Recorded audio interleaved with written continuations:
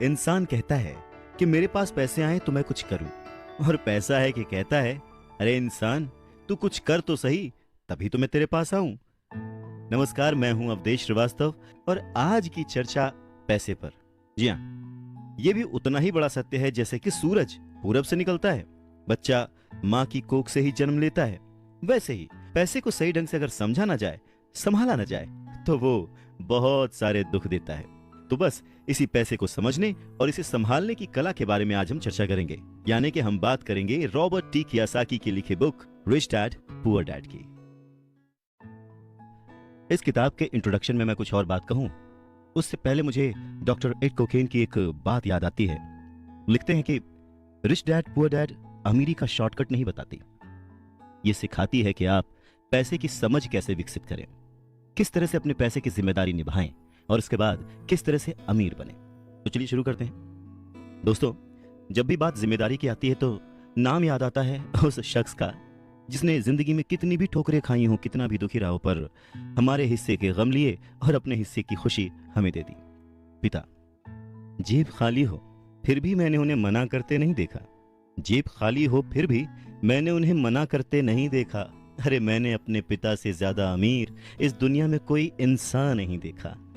Robert T Kiyosaki ने उसी पिता को ध्यान में रखते हुए, उन्हें main character of the story बनाते हुए हमें लाइफ के, आज की जिंदगी के, आज की लाइफ के सबसे इंपॉर्टेंट लेसन को पढ़ाने की कोशिश की है, विच इज पैसा।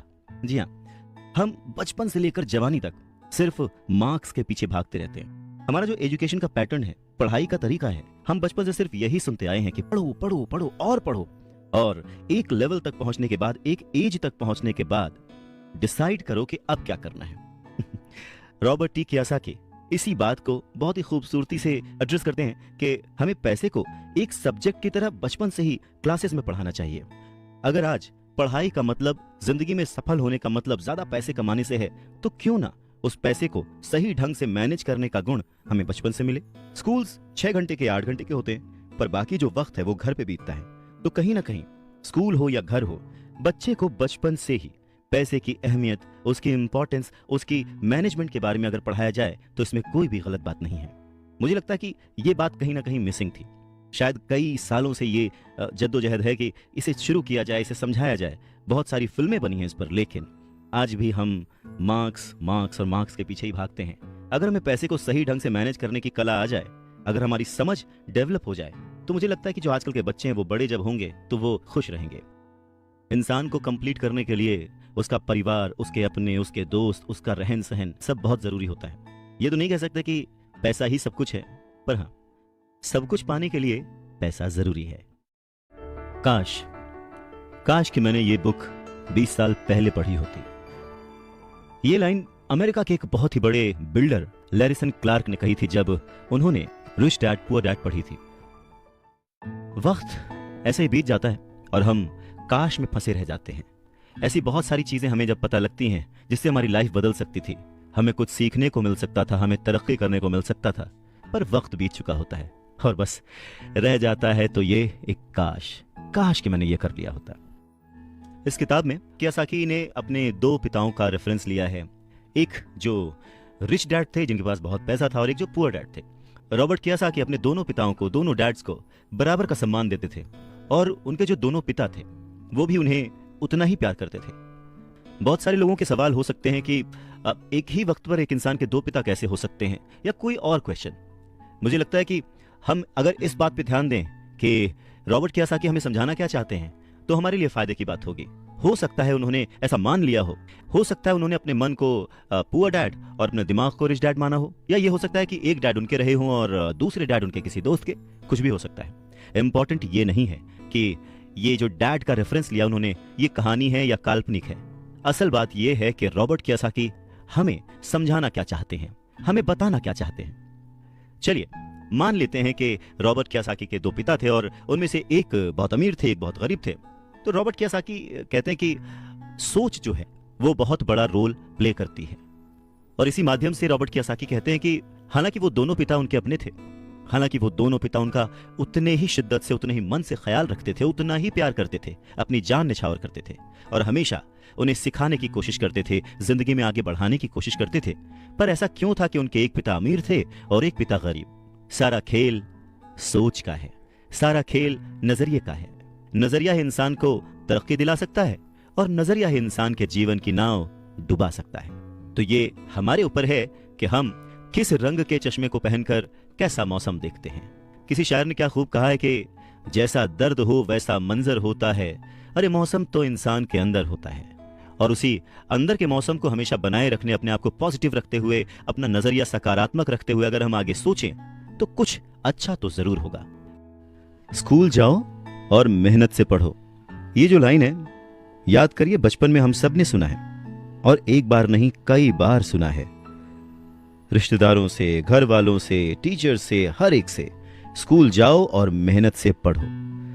एक वक्त तो ऐसा लगता था कि बस पढ़ते रहो पढ़ते रहो पढ़ते रहो, पर जैसे जैसे समझ आगे बढ़ी एक सवाल मन में घर करने लगा, आखिर हम पढ़ किस लिए रहे हैं?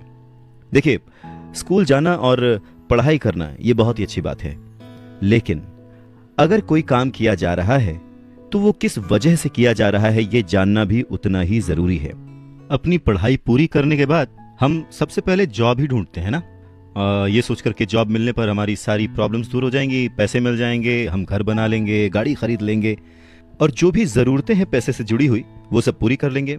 पर ऐसा होता नहीं है। बहुत सारे लोग अच्छी जॉब और बहुत ही अच्छी सैलरी होने के बावजूद खुश नहीं होते। वो अपनी जरूरतें पूरी नहीं कर पाते, बहुत ही मुश्किल से घर का खर्च चला पाते हैं, पर वो लगे रहते हैं इस उम्मीद में कि शायद अगले साल फिर से इंक्रीमेंट होगा, पैसे बढ़ेंगे और उन पैसों से हम अपनी जो जरूरतें हैं जो पूरी नहीं कर पाए हैं उन्हें पूरी कर लेंगे। और वो और ज्यादा मेहनत करते हैं प्रमोशन पाने के लिए। पर वक्त के साथ साथ हमारी जरूरतें और हमारा लालच बढ़ने लगता है। पहले तो पैसे के बिना रहने के डर से हम बहुत मेहनत करने लग जाते हैं, और उसके बाद जब हमें सैलरी मिलने लगती है तो हमें लालच और ज्यादा पाने की इच्छा जाग जाती है, और चूहे बिल्ली के इसी खेल में हमारी जिंदगी का भी एक पैटर्न बन जाता है। ज्यादा मेहनत करो, ज्यादा पैसे कमाओ, ज्यादा पैसे कमाओ, घर का खर्च चलाओ, पैसे खत्म, फिर ज्यादा मेहनत करो, और ये जो विशेष सर्कल है ये चलता रहता है, और इसी सर्कल में हम गोल गोल गोल गोल घूमते रहते हैं। अगर हमारे पास ज्यादा पैसे आ भी जाएं तो भी हमें इस विशेष सर्कल में घूमने की आदत पड़ जाती है। हमें डर और लालच पर काबू पाना सीखना बहुत जरूरी है, क्योंकि अगर हम अमीर बन भी गए तो इन आदतों की वजह से हम हमेशा डर के साए में रहेंगे और अपनी जिंदगी को एंजॉय नहीं कर पाएंगे। पहले के जमाने में शिक्षा एक जरिया थी लोगों की पर्सनैलिटी डेवलप करने का और आसपास के हर विषय में उन्हें जानकारी देने का। पर वक्त के साथ साथ पढ़ाई का लक्ष्य, उसका गोल बदल गया। पढ़ाई का मकसद रह गया बड़े होकर अपनी जीविका चलाना, ब्रेड एंड बटर कमाना, और इसमें कुछ गलत भी नहीं है। वक्त के साथ चीजें बदलना बहुत जरूरी है, क्योंकि जो चीज वक्त के साथ नहीं बदलती वो या तो हमारी खुशियां छीनती है या फिर समाज को बहुत ही पीछे ले जाती है। रॉबर्ट टी कियोसाकी ने इस बहुत ही अहम मुद्दे को यहां पर उठाया है अपने book rich dad poor dad में। क्या खूब कहा है कि बचपन से ही अगर हम बच्चे को मनी को एज अ सब्जेक्ट बच्चों को पढ़ाना शुरू करें, उन्हें यह समझाना शुरू करें कि उसे कैसे मैनेज किया जाए, तो बड़े होने पर बच्चों की बहुत सारी प्रॉब्लम्स अपने आप ही सॉल्व हो जाएंगी। बच्चा खुद उन्हें सॉल्व करने की क्षमता रखेगा। पर कहीं ना कहीं रॉबर्ट टी कियोसाकी ने इस बात का पूरा ध्यान रखा है कि पैसे को रिश्तों के ऊपर न रखा जाए। तभी तो उन्होंने इस विषय को रिश्तों के माध्यम से ही समझाने की कोशिश की है। रॉबर्ट टी कियोसाकी के पहले जो डैडी थे वो हमेशा ये कहते थे कि मैं इसे कैसे खरीद सकता हूं, वहीं जो उसके दूसरे डैडी थे वो कहते थे मैं इसे क्यों नहीं खरीद सकता हूं। दोनों की सोच में अंतर था, दोनों के शब्दों में अंतर था। यानी कि जिसे हम जिंदगी में पाना चाहते हैं, जिसे संभालना चाहते हैं, जैसे कि पैसा, तो उसके बारे में अगर बचपन से जाना जाए तो क्या यह सही नहीं होगा? आज जिस तरह से पढ़ाई की जाती है, बच्चा ग्रेजुएट होकर सोचता है कि अब मैं कौन सी नौकरी करूंगा। क्या यह सही नहीं है कि थोड़ा और पहले से बच्चे को इस विषय के बारे में और अच्छे से और डीपली पढ़ाया जाए, समझाया जाए? ये तो वही बात हो गई, जाना था जापान, पहुंच गए चीन। यानी कमाना था पैसे, पर जब तक इसकी समझ आई तब तक बहुत देर हो चुकी थी। यानी कि हमें सबसे पहले यह समझने की जरूरत है कि हम खुद एक्सेप्ट करें कि हम इसे कैसे पा सकते हैं, इसे कैसे संभाल सकते हैं, और वही सही शिक्षा हम अपने आने वाली पीढ़ी को भी दे सकते हैं। ये कितना सच है ना कि अगर हमें किसी मंजिल की ओर बढ़ना है तो हमें उसी दिशा की ओर रास्ता तय करना पड़ेगा, सफर करना पड़ेगा, मुश्किलों से जूझना पड़ेगा, और तब कहीं जाकर उस मंजिल को हम पा सकते हैं। धन संबंधी जो शिक्षा है उसके बारे में भी कुछ ऐसा ही है। धन कमाना एक अलग बात है, पर उस धन को सही ढंग से संभालना एक अलग कला है। पैसा एक तरह की ताकत है, पर इससे भी बड़ी ताकत है उसे संभाल कर रखने की समझ। पैसा तो आता और जाता रहता है, पर अगर आप ये जानते हैं कि पैसा किस तरह से काम करता है तो आप ज्यादा ताकतवर हो जाते हैं और आप दौलत कमाना शुरू भी कर देते हैं। देखिए, केवल सकारात्मक सोच से ही समस्या हल नहीं होती है। हाँ, ये जरूर है कि सकारात्मक सोच आपको उस दिशा की ओर बढ़ने की हिम्मत देती है। देखिए ना, ज्यादातर लोग स्कूल में पढ़ते हैं और वहां पर वो कभी ये नहीं सीख पाते कि पैसा काम किस तरह से करता है, इसलिए वो पैसे के लिए काम करने में अपनी पूरी जिंदगी बर्बाद कर देते हैं। रॉबर्ट टी कियोसाकी कहते हैं कि उनकी ये पैसे से जुड़ी हुई शिक्षा, वित्तीय शिक्षा, जब वो केवल 9 साल के थे तभी शुरू हो गई थी। पर सबसे जरूरी बात यह थी कि उन्होंने जो पहला कदम उठाया था, ये निर्णय लिया था कि उन्हें किसकी बात सुननी है, अपने पुअर डैड की, जो कि बहुत ही पढ़े लिखे हैं पर पैसे को अहमियत नहीं देते, या फिर रिच डैड की बात, जो कि उन्हें उतना ही प्यार करते थे जितना कि उनके पुअर डैड। पर उन्होंने पैसे को कभी छोटा नहीं समझा, और क्योंकि रॉबर्ट टी कियोसाकी सिर्फ 9 साल के थे तो उनके रिच डैड ने बहुत ही आसान शब्दों में उन्हें वो लेसन्स पढ़ाए, पैसों के बारे में वो लेसन्स सिखाए। जी हाँ, हम किससे सीख रहे हैं, किसकी बात मान रहे हैं और किसे अपना मार्गदर्शक चुन रहे हैं, ये बहुत जरूरी है।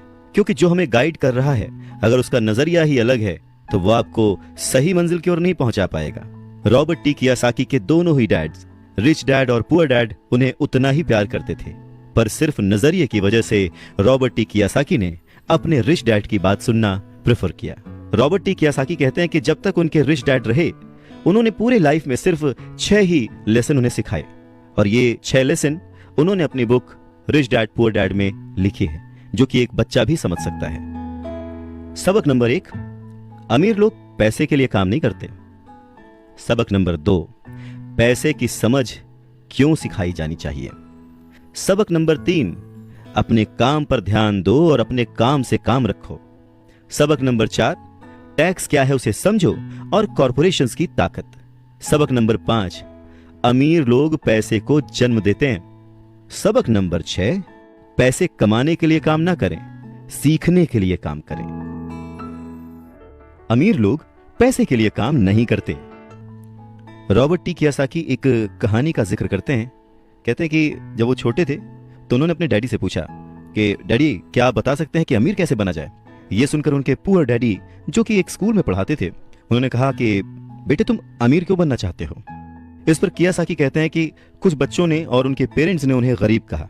यह सुनकर उनके पुअर डैड सोच में पड़ जाते हैं और फिर उसके बाद उनसे कहते हैं, देखो, अगर तुम अमीर बनना चाहते हो तो तुम्हें पैसे बनाना सीखना चाहिए। इस पर कियोसाकी ने अपने डैड से पूछा, मैं पैसे बनाना किस तरह से सीख सकता हूं। तो डैड ने जवाब दिया, अपने दिमाग से। और उसके बाद वो अपना चश्मा पहनकर अपना अखबार पढ़ने लग गए, जिसका मतलब ये था कि अब इससे ज्यादा मुझसे और कोई सवाल मत पूछना, क्योंकि मुझे इसके बारे में कुछ नहीं पता। इस बात को कियोसाकी पूरी रात सोचते रहे और अगली सुबह अपने सबसे अच्छे और करीबी दोस्त माइक को अपनी ये बात बताई। उन्होंने माइक से पूछा कि क्या वो ये पैसे बनाने वाले काम में उनके बिजनेस पार्टनर बनेंगे। माइक ने उनसे पूछा, ठीक है, मैं तुम्हारे साथ हूं, पर तुम पैसा कैसे कमाओगे और हमें क्या करना चाहिए। इस पर कियोसाकी ने ठीक वही जवाब जो उनके पिता ने उन्हें दिया था, उनके डैड ने उन्हें दिया था, बता दिया कि भाई, मुझे नहीं पता, लेकिन फिर भी क्या तुम इस काम में मेरे पार्टनर बनना चाहते हो। और फिर दोनों दोस्तों ने एक दूसरे का साथ दिया, बिजनेस पार्टनरशिप पक्की हो गई। कुछ दिन बीते, दिमाग दौड़ाया गया और आखिरकार उनका स्कूल जाना सफल रहा। स्कूल की क्लास में उन्होंने कुछ ऐसा पढ़ा था जिसे सोचकर कियोसाकी को लगा कि बस पैसा बनाने का फॉर्मूला तो मिल गया। और बस उसी आइडिया को फॉलो करते करते कियोसाकी और माइक ने ढेर सारा कच्चा माल इकट्ठा कर लिया, बहुत मेहनत की और अपने डैड की गैराज में उन्होंने कुछ सिक्के बनाए। और जब उनके डैड ने उन्हें देखा तो उन्होंने पूछा कि तुम क्या कर रहे हो। तब कियोसाकी का जवाब था, जैसा आपने कहा था, पैसे बना रहा हूं। तब उनके जो पुअर डैड थे, उन्होंने कियोसाकी को कहा कि आओ, मुझे तुमसे बात करनी है। कियोसाकी और माइक वहां सीढ़ियों पर बैठ गए। साथ में कियोसाकी के डैड और माइक के डैड, जो कि रिच थे, वो भी बैठ गए। यहाँ पे मैं आपको बताना चाहता हूँ कि इस पूरी कहानी में जो कियासाकी ने अपने रिच डैड को रेफर किया है वो दरअसल माइक के पिता थे।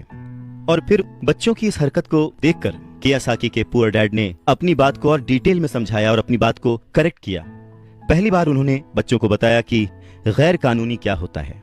बच्चों को लगा कि जो उन्होंने किया वो सही था, पर जब उन्होंने जाना कि ये अलाउड नहीं है, सिक्के छापना अलाउड नहीं है, उसके पीछे कई तरीके होते हैं, कानूनी गैर कानूनी, ये सब बातें जब बच्चों ने समझी तो उनका मुंह उतर गया। फिर उन्होंने पूछा, तो फिर हम अमीर कैसे बन सकते हैं? तब कियासाकी के डैड ने उनसे कहा कि अगर तुम्हें सच में अमीर बनना है, रिच बनना है, तो तुम मुझसे नहीं माइक के डैड से पूछो। कियासाकी ने अपने डैड से कहा, पर आप क्यों नहीं बता सकते, हम गरीब क्यों हैं? कियासाकी के पुअर डैड ने कहा, क्योंकि मैं एक टीचर हूं और मैंने पैसे कमाने की राह नहीं चुनी है। पैसे कमाने के लिए तुम्हें माइक के डैड से ही पूछना पड़ेगा। क्या खूबसूरत बात समझाई है कियासाकी ने कि अगर हमें कोई पर्टिकुलर गोल अचीव करना है, कोई लक्ष्य प्राप्त करना है, तो हमें रास्ता भी सही चुनना होगा, मार्गदर्शक भी सही चुनना होगा। कहते हैं कि सफल होने के लिए मेहनत करना बहुत जरूरी है। मेहनत तो एक मजदूर भी करता है, पर सफलता पाने के लिए, सक्सेस पाने के लिए सही दिशा में सही स्ट्रैटेजी के साथ मेहनत करने से ही सक्सेस हासिल होती है। रॉबर्ट टी कियासाकी के पुअर डैड ने उन्हें कहा कि उन्हें उनके फ्रेंड माइक के डैड से पूछना चाहिए कि पैसे कैसे कमाए जाते हैं, सक्सेसफुल कैसे हुआ जाता है। तो रॉबर्ट टी कियासाकी ने और उनके फ्रेंड माइक ने यह डिसाइड किया कि वो अपने रिच डैड से यह बात जरूर पूछेंगे कि अमीर कैसे बना जाए, पैसे कैसे बनाए जाए। रॉबर्ट टी कियासाकी ने अपने रिच डैड से पूछा कि क्या वो उन्हें पैसा बनाना सिखाएंगे। इस पर उनके रिच डैड ने एक शर्त रखी, और शर्त यह थी कि वो बच्चे उनके साथ काम करते हुए सीखेंगे, न कि क्लास में बैठकर लेक्चर सुनते हुए। उन्होंने कहा कि मेरे पास इतना वक्त नहीं है कि मैं तुम्हें क्लास में बैठकर पढ़ाऊं और जिसका तुम कोई प्रैक्टिकल इस्तेमाल ना कर सको। इस बात को सुनकर रॉबर्ट टी कियासाकी और माइक थोड़ा सा कंफ्यूज हो गए। वो समझ नहीं पा रहे थे कि उन्हें हाँ कहना चाहिए या नहीं। उन बच्चों की कंफ्यूजन देखकर उनके डैड ने उनसे कहा, अगर जिंदगी में सक्सेस पाना चाहते हो, सफल होना चाहते हो, तो कम समय लेकर डिसाइड करना सीखो, जल्द से जल्द डिसीजन लेना सीखो। उन्होंने जल्दबाजी करने को नहीं कहा, पर हाँ, जितना कम समय हो सके उतने कम समय में सही निर्णय लेने की कला जिसको आती है वो जिंदगी में हमेशा आगे जाता है। यही उनकी सीख थी। और फिर बच्चों ने डिसाइड किया कि वो खेल छोड़कर सीखने का विकल्प चुनेंगे, काम करने का विकल्प चुनेंगे, ताकि उन्हें यह समझ में आ सके कि पैसे कैसे कमाए जा सकते हैं। बस फिर क्या था, बच्चे अगले ही दिन अपने रिच डैड के पास पहुंच गए। उनके रिच डैड ने उन बच्चों को एक शॉप पर सफाई का काम दिया। अब क्योंकि उस वक्त एसी और इस तरह की चीजें ज्यादा चलन में नहीं थी, तो दरवाजे मोस्टली खुले ही रहते थे, जिसकी वजह से सामान पर धूल जमी रहती थी और इस काम के उन्हें 30 सेंट मिलते थे। इस तरह से उन्हें एकदम भी पैसे नहीं बचते थे। वो परेशान रहते थे और एक दिन उन्होंने माइक से कहा कि मैं अब काम नहीं करूंगा, या तो वो मेरी तनख्वाह बढ़ाएं या फिर मैं काम छोड़ रहा हूं। उसके बाद 9 साल के रॉबर्ट टी कियासाकी और उनका दोस्त माइक उनके रिच डैड से मिलने पहुंचे। रिच डैड के सामने बैठते ही माइक बुरी तरह से रो पड़े और उन्होंने कहा, डैड, आपने कहा था कि अगर मैं आपके लिए काम करूंगा तो आप मुझे पैसा कमाना सिखाएंगे। अपनी तरफ से मैंने पूरी तरह से, पूरी ईमानदारी से काम किया है, कड़ी मेहनत की है। इस काम के लिए मैंने अपनी खेल तक की कुर्बानी दे दी और अब आप अपने वादे से मुकर रहे हैं। आपने मुझे कुछ भी नहीं सिखाया। लोग आपको लालची कहते हैं, जो सिर्फ पैसे कमाना चाहता है पर अपने साथ काम करने वालों का बिल्कुल भी ध्यान नहीं रखता। मैं एक छोटा सा बच्चा हूं और आपको मेरे साथ ऐसा बर्ताव नहीं करना चाहिए था। रॉबर्ट टी कियासाकी के डैड ने कहा, पर मैं तो तुम्हें काम सिखा रहा हूं। रॉबर्ट टी कियासाकी कहते हैं कि उस वक्त वो गुस्से में थे, तो उन्होंने पूछा, नहीं, आप मुझे कुछ नहीं सिखा रहे, बताइए आपने मुझे क्या सिखाया। कुछ भी नहीं। आपसे सीखने के लिए मैं बस चंद सिक्कों में काम करने के लिए तैयार हो गया और उसके बाद तो आपने मुझसे बात तक नहीं की। मैं आपकी शिकायत सरकार से करूंगा। हमारे देश में भी बाल श्रम कानून है, आप तो जानते ही हैं। मेरे पुअर डैड सरकार के लिए काम करते हैं। इस बात को सुनकर उनके रिच डैड ने कहा, शाबाश, अब तुम उन लोगों की तरह बोल रहे हो जो कभी मेरे लिए काम करते थे। या तो मैंने उन्हें नौकरी से निकाल दिया या फिर उन्होंने खुद ही नौकरी छोड़ दी। रही बात तुम्हें कुछ सिखाने की, कौन कहता है कि मैंने तुम्हें कुछ नहीं सिखाया? पिछले दिनों जितना तुमने काम किया, जरा सोच कर देखो, क्या सिखाने का मतलब केवल भाषण देना या बातचीत करना ही होता है? इस तरह से तो तुम्हें स्कूल्स में सिखाया जाता है, पर जिंदगी में कोई तुम्हें भाषण देकर या बातचीत करके नहीं सिखाएगा। तुम्हें उस दौर से गुजरना पड़ेगा, कठिनाइयों से जूझना पड़ेगा, अपना रास्ता खुद ढूंढना पड़ेगा और फिर जिंदगी तुम्हें सबक सिखाएगी, तुम्हें और बेहतर इंसान बनाएगी। सच ही तो है, जिंदगी के तमाम मोड़ आते हैं, ऐसे मकाम आते हैं जिन पर हमें धक्का लगता है, ठोकरें लगती हैं, हम उस वक्त परेशान होते हैं कि हमारे साथ ऐसा क्यों हो रहा है, पर अगर ध्यान से देखा जाए तो जिंदगी उस झटके के जरिए हमें कह रही होती है कि जाग जाओ, मैं तुम्हें कुछ सिखाना चाहती हूँ। पर 9 साल के रॉबर्ट टी कियोसाकी को ये बड़ी बड़ी बातें समझ नहीं आई। तब उनके रिच डैड ने एक बार फिर से कहना शुरू किया, अगर जिंदगी तुम्हें कोई सबक सिखाए तो तुम्हें उससे सीखना चाहिए, क्योंकि अगर तुम उससे वो सबक नहीं सीखते तो पूरी जिंदगी, तुम्हारी ये जिंदगी लगातार तुम्हें धक्के देती रहेगी। अपनी जॉब में रहते हुए तुम अगर उसकी मुसीबतों से सबक लोगे, सीखोगे, तो तुम एक समझदार, अमीर और सुखी इंसान बन सकते हो। पर अगर तुम ये नहीं सीखते तो जिंदगी भर अपनी प्रॉब्लम्स के लिए अपनी नौकरी, कम सैलरी या फिर अपने बॉस को कोसते रहोगे और हमेशा उम्मीद करते रहोगे कि कोई और आए, तुम्हारी सैलरी बढ़ाए और तुम्हें सुख दे, जो कि पॉसिबल नहीं है। तो उनके रिच डैड ने उन्हें 10 सेंट हर घंटे की जॉब पर रखा। 10 सेंट बहुत ही कम होते हैं। रॉबर्ट टी कियोसाकी ने वो जॉब छोड़ दी और अपने रिच डैड के पास गए और गुस्से में उनसे कहा कि मैं इतने कम पैसे पे काम नहीं कर सकता। ये बात सुनकर उनके रिच डैड ने कहा, मुझे खुशी है कि तुम 10 सेंट पर काम करने के लिए असंतुष्ट हो। अगर तुम गुस्सा होकर मेरे पास नहीं आते तो मैं कभी भी तुम्हें पैसा बनाने की कला नहीं सिखाता। इस बात से यह साबित होता है कि तुम पैसा कमाना सीखना चाहते हो। रॉबर्ट टी कियोसाकी अपने डैड की बात बहुत ध्यान से सुन रहे थे। उनके डैड ने कहना जारी रखा, तुम्हें पता है कि गरीबी पैसों की नहीं, मन की होती है। इंसान पूरी जिंदगी डरते डरते सिर्फ पैसे के लिए ही काम करता रहता है। मैं कभी नहीं कहूंगा कि तुम पैसे के लिए काम करो। तुम्हें ऐसा काम करना चाहिए कि तुम्हारा पैसा तुम्हारे लिए काम करे। लोग कहते हैं कि मैं समस्या की जड़ हूं, मैं उन्हें कम पैसे देता हूं, पर सच तो यह है कि लोग उसी वेतन में काम करते रहना चाहते हैं। वो अपने आप से नहीं पूछते कि वो क्यों उतने कम पैसे में काम कर रहे हैं। पर अगर वो लोग या तुम इसी तरीके से सोचते रहे कि समस्या की जड़ मैं हूं, तो जिंदगी भर न वो लोग कुछ सीख पाएंगे न तुम कुछ सीख पाओगे। आसान क्या है, मुझे बदलना या फिर खुद को बदलना और अपने आप को इस लायक बनाना कि आप उससे अच्छा काम सीख पाएं। अगर तुम पैसे के लिए काम करना सीखना चाहते हो तो स्कूल में ही रहो। यह सीखने के लिए उससे बढ़िया जगह कोई और है नहीं।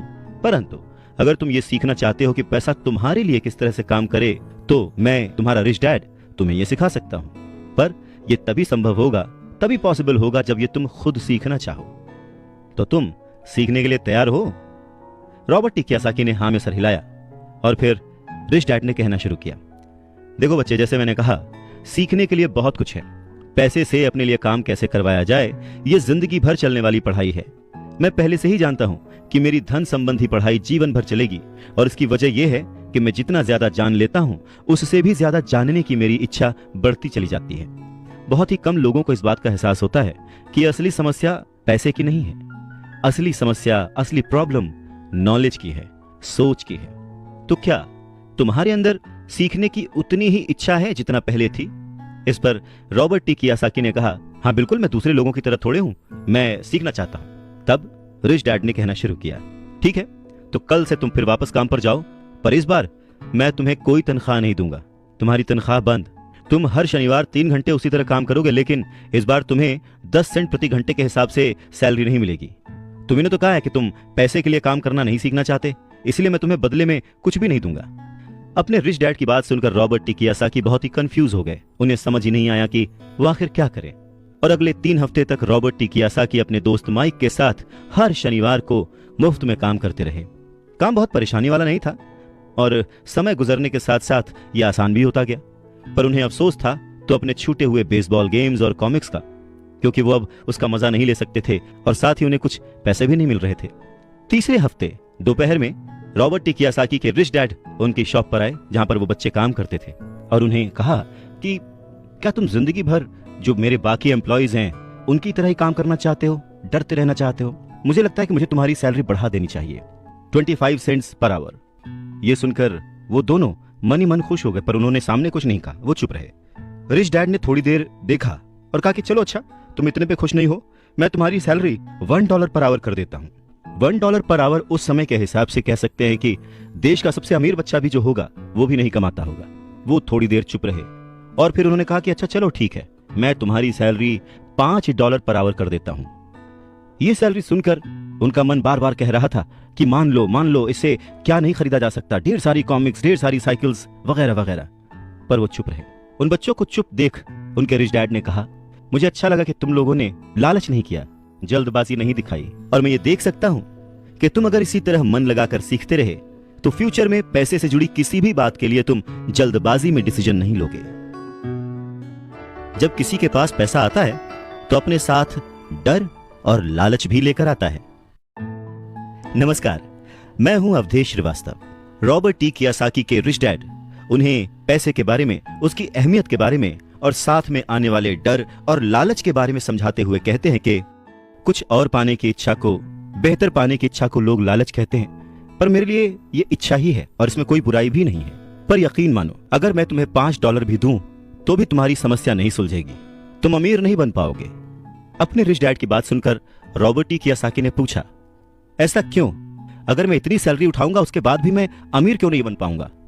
तब रिच डैड ने कहा, क्योंकि अमीरी मन से होती है, सोच से होती है, पैसे से नहीं। पैसा आज है, कल जा भी सकता है, पर जो इंसान सोच से अमीर है, जो ये जानता है कि पैसे को कैसे संभाला जाए, पैसे को कैसे कमाया जाए, पैसे को कैसे बनाया जाए, वो कभी भी गरीब नहीं हो सकता। इस पर रॉबर्ट टी कियोसाकी ने पूछा, तो क्या हमें पैसे से दूर रहना चाहिए, उसके पीछे भागना नहीं चाहिए? इस पर रिच डैड ने जवाब दिया, देखो, पैसे से दूर रहना भी उतना ही बड़ा पागलपन है जितना कि उसके पीछे भागना। मुसीबत की घड़ी में या पैसे न होने की घड़ी में, गरीबी की हालत में ज्यादातर लोग ये नहीं जानते कि वो अपने दिमाग से सोचते हैं या अपने दिल से। आपकी भावनाएं तो आपकी ही रहेंगी, पर मुसीबत के वक्त दिल से नहीं, दिमाग से सोचना भी आना चाहिए। अक्सर लोग जब नौकरियां छोड़ते हैं, अक्सर लोग जब अपने बॉस की बुराई करते हैं, अक्सर लोग जब अपनी मुसीबतों के पहाड़ की बात करते हैं, तो वो अपने दिल से सोच रहे होते हैं, क्योंकि जो दिमाग से सोचता है वो हमेशा अपनी तरक्की के बारे में सोचता है। वो इस डर से नहीं सोचता कि उसकी नौकरी चली जाएगी। तुम्हें दिल के हाथों मजबूर होकर, डर के हाथों मजबूर होकर पैसे का गुलाम नहीं बनना है। मैं चाहता हूं कि तुम दिमाग से सोचो और पैसे को अपना गुलाम बनाओ, ताकि वो पैसा तुम्हारे लिए काम करे। क्योंकि इस दुनिया में सच्चा अमीर वही है जो पैसे के पीछे न भागे, जो खुद पैसे के लिए काम ना करे, बल्कि उसका पैसा उसके लिए 24 घंटे काम करता रहे। बढ़ती हुई महंगाई और घटती हुई कमाई को देखकर मुझे आधार कार्ड की नहीं बल्कि उधार कार्ड की जरूरत महसूस हो रही है। सच में रॉबर्ट टी कियोसाकी की यह बुक तब भी उतनी ही प्रासंगिक थी, उतनी ही रिलेवेंट थी जितनी कि आज। महंगाई हमेशा बढ़ती आई है, चीजें महंगी होती आई हैं, दाम बढ़ते आए हैं। उसके पीछे का कारण, उसके पीछे की सोच क्या है और ये महंगाई है क्या, कैसे बढ़ती है, इसके बारे में रॉबर्ट टी कियोसाकी के रिच डैड बहुत अच्छे से समझाते हैं। वो कहते हैं कि जितना ज्यादा हम पैसे कमाते हैं उतना ही ज्यादा उसके खोने का डर हमारे अंदर बढ़ता जाता है। पैसे के साथ जो डर आता है, पैसे के साथ जो लालच आता है, वही हमें पैसे के पीछे भगाता है और हमें पैसे का गुलाम बनाता है। हमें यह समझने की जरूरत है कि इस लाइफ की जरूरतों में हम सब बंधे हुए हैं।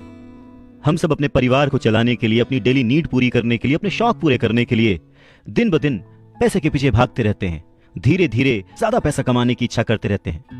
पैसा कमाना गलत नहीं है, पर पैसे कमाने के पीछे की नीयत, उसका सही होना जरूरी है। और वो नीयत ही है जो इस समाज में महंगाई बढ़ाती है, और वो नीयत ही है जो इस समाज में डिसबैलेंस पैदा करती है। एक छोटे से एग्जाम्पल से इस बात को समझा जा सकता है कि एक डॉक्टर जो अपने परिवार को ज्यादा खुशी देना चाहता है, अपनी फीस बढ़ा देता है। उसकी फीस बढ़ने की वजह से सारी मेडिकल फैसिलिटीज, स्वास्थ्य सुविधाएं सब महंगी हो जाती हैं। अब इससे गरीब लोगों को सबसे ज्यादा नुकसान पहुंचता है, इसलिए गरीब लोगों का स्वास्थ्य अमीर लोगों से ज्यादा बुरा होने लगता है। अब क्योंकि डॉक्टर्स ने अपनी फीस बढ़ा दी है, इसलिए लॉयर्स ने भी अपनी फीस बढ़ा दी। लॉयर्स ने अपनी फीस बढ़ा दी तो स्कूल टीचर भी अपनी तनख्वाह बढ़ाना चाहते हैं, और यह सिलसिला बस यूं ही चलता रहता है। जल्द ही अमीर और गरीब होता जाता है, और इतना बड़ा अंतर दोनों के बीच आ जाता है कि सोशल डिसबैलेंस पैदा हो जाता है। रिच डैड की बात सुनकर रॉबर्ट टी कियोसाकी ने उनसे पूछा, डैड, क्या कीमतें बढ़नी नहीं चाहिए? इस पर रिच डैड ने जवाब दिया, अच्छी तरह से चल रही सरकार और एक शिक्षित समाज में तो नहीं बढ़नी चाहिए। कीमतें दरअसल कम होनी चाहिए। जाहिर है कि ऐसा केवल सिद्धांतों में ही होता है, आइडियली ऐसा होना चाहिए, पर प्रैक्टिकली ऐसा नहीं होता। कीमतें अज्ञान से पैदा हुए लालच और डर के कारण होती हैं, जैसा कि मैंने तुम्हें बताया। अगर स्कूल्स में मनी के बारे में, पैसों के बारे में सिखाया जाता तो लोगों के पास ज्यादा पैसा होता और बाजार की कीमतें भी कम होती। ये सब कुछ इंटर रिलेटेड है, एक दूसरे से जुड़ा हुआ। पर हमारी सोसाइटी में सिर्फ पैसे के लिए काम करना सिखाया जाता है, पैसे की ताकत का इस्तेमाल करना नहीं सिखाया जाता।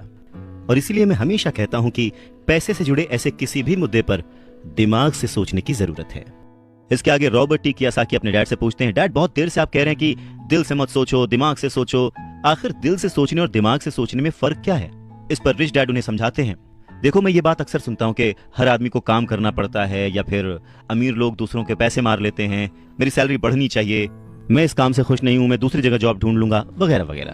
पर अगर हम ध्यान से देखें तो ये सारी बातें भावनाओं में बहकर कही गई हैं, ये सारी बातें इमोशनल होकर कही गई हैं, और अक्सर भावनाओं में बहकर हम जो भी डिसीजन लेते हैं वो सिर्फ हमें नुकसान पहुंचाता है।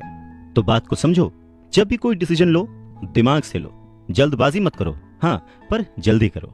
बस इसी तरह से मन लगाकर काम करते रहो, तुम्हारा जो दिमाग है वो तुम्हें जल्द से जल्द कुछ ना कुछ ऐसे सही तरीके बता ही देगा जिससे तुम ज्यादा कमा पाओगे, ऐसी चीजें देख पाओगे जो दूसरे लोग नहीं देख पाते। मौका उनकी नाक के नीचे होता है, अवसर उनके पास होता है, सामने होता है, पर वो उसे पहचान नहीं पाते। पर अगर तुम दिमाग से काम लोगे तो तुम उन्हें पहचान पाओगे, उन मौकों का फायदा उठा पाओगे और जिंदगी में आगे बढ़ पाओगे। पैसा आए तो मुसीबत, ना आए तो मुसीबत, इसीलिए पैसे को समझना बहुत जरूरी है। रॉबर्ट टी कियोसाकी कहते हैं कि वो और उनका दोस्त माइक अब बड़े हो चुके थे, और माइक ने अपने डैडी का बहुत बड़ा सा कारोबार संभाल लिया था और बहुत सक्सेसफुल भी था। और अब माइक अपने बेटे को ठीक वैसे ही सिखा रहा था जैसे कि उसके डैड ने, यानी कि रॉबर्ट टी कियोसाकी के रिच डैड ने उन दोनों को सिखाया था। रॉबर्ट टी कियोसाकी कहते हैं कि जब वो 47 साल के हुए तो उन्होंने डिसाइड किया कि अब उन्हें रिटायर हो जाना चाहिए। रिटायरमेंट का ये मतलब नहीं होता कि काम नहीं किया जाएगा या आगे काम नहीं करना चाहते वगैरह वगैरह। रिटायरमेंट का मतलब ये होता है कि अब आप इस लायक हो गए हैं कि आपका पैसा आपके लिए काम करे। रिटायरमेंट का सही मतलब यही है कि आपने पूरी जिंदगी जो मेहनत करके, जो स्ट्रैटेजीज बना के, सही जगह निवेश करके पैसा लगाया था, अब आपकी वो एज आ चुकी है कि अब आप उस पैसे को एंजॉय करें, क्योंकि आपका पैसा अब आपके लिए काम करना शुरू कर चुका है। कुछ लोग पूरी जिंदगी काम करते रहते हैं, रिटायर नहीं हो पाते। पूरी जिंदगी काम करना गलत नहीं है, पर यह डिफरेंस समझना बहुत जरूरी है कि पैसे की जरूरत की वजह से पूरी जिंदगी काम कर रहे हैं, उसका गुलाम बन के काम कर रहे हैं, या फिर उसका मालिक बन के और अपने काम को एंजॉय करके पूरी जिंदगी काम कर रहे हैं। रिटायरमेंट को दूसरे शब्दों में चिंताओं से आजादी भी कह सकते हैं। इसका मतलब यह है, पैसा अगर सही तरह से खर्च किया जाए, पैसे को अगर सही तरह से मैनेज किया जाए तो वो अपने आप बढ़ता रहता है। ये ठीक एक पेड़ लगाने की तरह है कि आप सालों तक इसे पानी देते हैं, जब आप अपने बिजनेस में होते हैं, अपनी जॉब में होते हैं, और कभी भी इसमें कोताही नहीं करते। जब भी उस पेड़ को जरूरत होती है आप उसकी सेवा करते हैं, और फिर जब वो पेड़ बड़ा हो जाता है, जमीन की गहराइयों में उसकी जड़ें पहुंच जाती हैं, फिर वो अपने आप आपको छाया और फल देता है, और फिर आपको उसके लिए काम करने की जरूरत नहीं पड़ती। पैसा भी कुछ कुछ उस पेड़ की ही तरह है। अगर इस बात को एक दूसरे एग्जाम्पल से समझें तो हमें जैसा गोल बनाना है उसके लिए हमें प्रिपरेशन भी वैसी ही करनी पड़ेगी। अगर बहुत ऊंची बिल्डिंग बनानी है तो हमें उसकी नींव बहुत गहरी खोदनी पड़ेगी, और अगर हमें सिर्फ छोटा सा घर बनाना है तो उसकी नींव छोटी होगी। पर प्रॉब्लम यही होती है, हम छोटी सी नींव खोद कर बहुत बड़ी सी बिल्डिंग बनाने की कोशिश करते हैं जो कि बाद में ढह जाती है। तो जरूरी क्या है? पैसे को समझना, पैसे को संभालना। पैसे को संभालने के लिए उसे समझा कैसे जाए, इसके लिए सबसे जरूरी बात है लायबिलिटीज और एसेट्स के बीच फर्क को समझा जाए, और एसेट्स को खरीदा जाए और लायबिलिटीज में पैसे न डाले जाएं। अच्छा, ये सुनने में बहुत ही आसान लगता है, लेकिन सच यही है कि ये आपको अमीर बनने में बहुत मदद करेगा। लेकिन अगर ये इतना ही सिंपल है तो फिर हर कोई इस बारे में सोचता क्यों नहीं?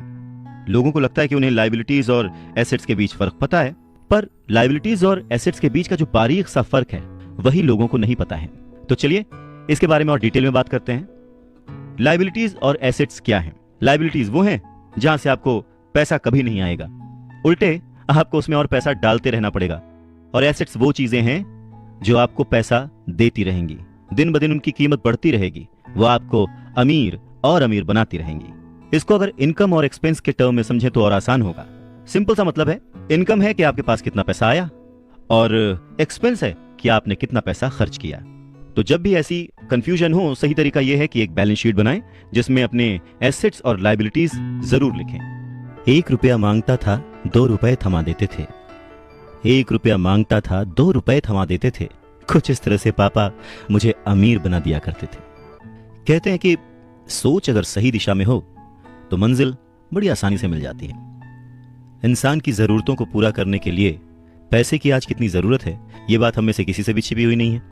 हम सब दिन रात मेहनत करते हैं, सोचते हैं कि हम अमीर बन जाएं, पर क्या वो सोच हमारे अंदर है? हम छोटे थे तो 1 रुपए 2 रुपए में भी खुश हो जाते थे, पर आज ना जाने कितने पैसे कमाने के बाद भी हम खुश नहीं हो पाते। गरीबी ही महसूस होती है, हमेशा कमी लगी रहती है। तो कारण क्या है? फर्क क्या है? फर्क सिर्फ सोच का है, जिसके बारे में रॉबर्ट टी कियोसाकी कहते हैं कि अमीर लोगों के पास ज्यादा पैसा इसलिए होता है क्योंकि वो प्रिंसिपल पर यकीन करते हैं, वहीं दूसरी तरफ गरीब लोग प्रिंसिपल को ठीक से समझ नहीं पाते। इसीलिए इस बात पर जोर दिया जाता है कि केवल लिटरेट होना काफी नहीं है, फाइनेंशियली लिटरेट होना जरूरी है। सिर्फ नंबर से कुछ नहीं होता, मार्क्स से कुछ नहीं होता। फर्क तो तब पड़ता है जब आप अपनी सक्सेस स्टोरी खुद लिखें। अधिकतर फैमिलीज में देखा गया है कि जो मेहनती होता है उसके पास पैसा भी ज्यादा होता है, मगर उसका फायदा क्या जब सारा पैसा लायबिलिटीज में खर्च हो जाए। वैसे ये बहुत ही इंटरेस्टिंग एक्सरसाइज है, करके देखनी चाहिए। लायबिलिटीज वर्सेस एसेट्स, ये चार्ट बनाकर जब आप देखेंगे तो पाएंगे कि आपका खर्च करने का पैटर्न कैसा है, तरीका सही है या गलत। और तब आप ये भी नोटिस कर पाएंगे कि आपका ज्यादा खर्च किस तरफ हो रहा है, लायबिलिटीज की तरफ या एसेट्स की तरफ, और आपको अपने खर्च पर कितना कंट्रोल करने की जरूरत है। तो इस पूरी बात को अगर आसान शब्दों में समझा जाए तो वो ये कि अपना पैसा कैसे खर्चें, बस यही मुद्दे की बात है और कुछ नहीं। अच्छा, एक और जरूरी बात है, पुराने समय में अगर देखा जाए तो लोगों के गोल होते थे, हम डॉक्टर बनेंगे, लॉयर बनेंगे, ये सारे प्रोफेशंस हैं, पर इनका अमीरी से कोई कनेक्शन नहीं है। पर सोच यही थी कि हम डॉक्टर बनेंगे तो बहुत पैसा कमाएंगे, लॉयर बनेंगे तो बहुत पैसा कमाएंगे, बैरिस्टर बनेंगे तो बहुत पैसा कमाएंगे। इस सोच की जड़ ही गलत है। पुराने जमाने के कई लोग आज डॉक्टर, इंजीनियर या जो कुछ भी वो बनना चाहते थे बन चुके हैं, पर आज भी वो पैसे के लिए स्ट्रगल कर रहे हैं। क्यों? क्योंकि वो उनकी नींव ही अलग थी। आज दौर बदल चुका है, बच्चे एथलीट बनना चाहते हैं, स्पोर्ट्स पर्सन बनना चाहते हैं, स्टार बनना चाहते हैं, क्योंकि उन्हें पता है कि सिर्फ अच्छी पढ़ाई और अच्छे ग्रेड्स के भरोसे बैठकर वो अपने करियर में सक्सेस नहीं पा सकते। आज वक्त बदल चुका है। आज के जमाने में सभी वर्किंग हैं, हस्बैंड वाइफ वर्किंग हैं, दोनों कमाते हैं और सोचते हैं कि हम दोनों मिलकर ज्यादा पैसे कमाएंगे और हम ज्यादा अमीर हो जाएंगे। और सबका ध्यान सिर्फ अपने अपने करियर पे ही होता है। कमाई बढ़ने लगती है, पर जाहिर है कि उसी के साथ साथ खर्चे भी बढ़ने लगते हैं। कहने का मतलब ये कि बिना फाइनेंशियली लिटरेट हुए आप कितने भी पैसे कमा लें, वो खर्च हो जाएंगे, वो आपकी लायबिलिटीज में चले जाएंगे, और ये एक ऐसा चक्कर है जो फिर चलता ही रहता है। और उसके बाद सभी ये सोचते हैं कि इस मुसीबत से बाहर कैसे निकला जाए। दरअसल लोगों को लगता है कि ज्यादा पैसे कमाने से आदमी अमीर हो जाता है, पर रॉबर्ट टी कियोसाकी कहते हैं कि अमीरी एक सोच है। अमीरी अपने पैसे को सही जगह खर्च करने की समझ है। अमीरी पैसे के पीछे ना भागने की सोच है। अमीरी रिटायरमेंट लेते समय ना डरने की सोच है। अमीरी तब है जब आपका पैसा आपके लिए काम करे। तो आप जब भी खर्च करें हमेशा ये ध्यान रखें कि पैसा आपको अमीर नहीं बनाता। उसे सही जगह पे इन्वेस्ट करना, उसे सही से संभाल कर रखना, या कई बार उसे गलत जगह पर खर्च ना करना भी आपको अमीर ही बनाता है। कहने का मतलब ये कि अमीरी क्या है? अमीरी वो नहीं कि आप कितना पैसा कमा पाते हैं, अमीरी तो वो है कि आप कितना पैसा बचा पाते हैं। आप ठहर जाएंगे तो चलेगा, आपकी सोच नहीं ठहरनी चाहिए, क्योंकि अगर सोच ठहर गई तो जिंदगी बिना किसी सोच के गुजर जाएगी। बात सन 1947 की है। दुनिया की सबसे बड़ी फूड चेन मैकडॉनल्ड के फाउंडर रे क्रॉक ने एक MBA क्लास में स्पीच दी। बहुत ही शानदार स्पीच, लोगों ने बहुत तालियां बजाई, खुश हुए। स्पीच के बाद MBA के स्टूडेंट्स ने उनके साथ वक्त बिताना चाहा, उनसे रिक्वेस्ट की कि सर थोड़ा टाइम हमारे लिए स्पेयर कर लें। बातों बातों में रे क्रॉक ने अचानक एक सवाल किया, क्या आप लोग जानते हैं कि मैं किस बिजनेस में हूं? अब क्योंकि वो मैगडी को रिप्रेजेंट कर रहे थे तो सभी जानते थे कि भाई आप हैमबर्गर बेचते हैं, फूड बिजनेस में हैं, तो बच्चों ने वही जवाब दिया। इस बात पर रे हंसने लगे। उनका असली बिजनेस तो रियल एस्टेट का है, क्योंकि मैगडी के लिए हर लोकेशन का चुनाव बहुत ही सोच समझकर और रेकी करके किया जाता है। जहां उनकी फ्रेंचाइजी बनाई जाती है वो जमीन भी साथ ही बेची जाती थी। तो इसका सीधा मतलब यह था कि फ्रेंचाइजी खरीदने वाले उस वक्त वो जमीन भी खरीदते थे। तो इस तरह से ये एक रियल एस्टेट बिजनेस भी हो गया। और ठीक यही सबक रॉबर्ट टी कियोसाकी के रिच डैड ने उन्हें सिखाया कि अक्सर लोग खुद के लिए छोड़कर बाकी सब के लिए काम करते हैं। वो टैक्स पे करके गवर्नमेंट के लिए काम करते हैं, उस कंपनी के लिए काम करते हैं जहां वो नौकरी करते हैं, बैंक का मॉर्गेज देकर उसके लिए काम करते हैं। और ये सब इसलिए क्योंकि हमारा एजुकेशन सिस्टम ही ऐसा है। स्कूल हमें एम्प्लॉय बनना सिखाता है, एम्प्लॉयर नहीं। जो आप पढ़ते हैं बस वही आप बनते हैं, इसलिए हमेशा सही पढ़ें। अगर आपने साइंस पढ़ी तो डॉक्टर बनेंगे, मैथमेटिक्स पढ़ी तो इंजीनियर बनेंगे, मतलब आपने जो पढ़ा वही आप बने। अब मुसीबत यह है कि इससे छात्रों का कोई भला नहीं हो पाता, क्योंकि वो नौकरी और बिजनेस के बीच के फर्क में उलझ कर रह जाते हैं। जब कोई पूछता है कि आपका बिजनेस क्या है तो आपको ये नहीं बोलना चाहिए कि मैं तो एक डॉक्टर हूं, या एक बैंकर हूं, क्योंकि वो आपका प्रोफेशन है, बिजनेस नहीं। वो प्रोफेशन है जिससे आप लोगों की सेवा करते हैं, वो प्रोफेशन है जिससे आप अपना घर चलाते हैं। अमीर बनने के लिए प्रोफेशन नहीं, बिजनेस की जरूरत है।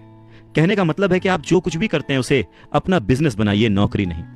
अपनी सारी उम्र दूसरों के लिए काम करके उन्हें अमीर करने में बर्बाद ना करें, बल्कि खुद की जिंदगी को खुशहाल करने के लिए खुद काम करें।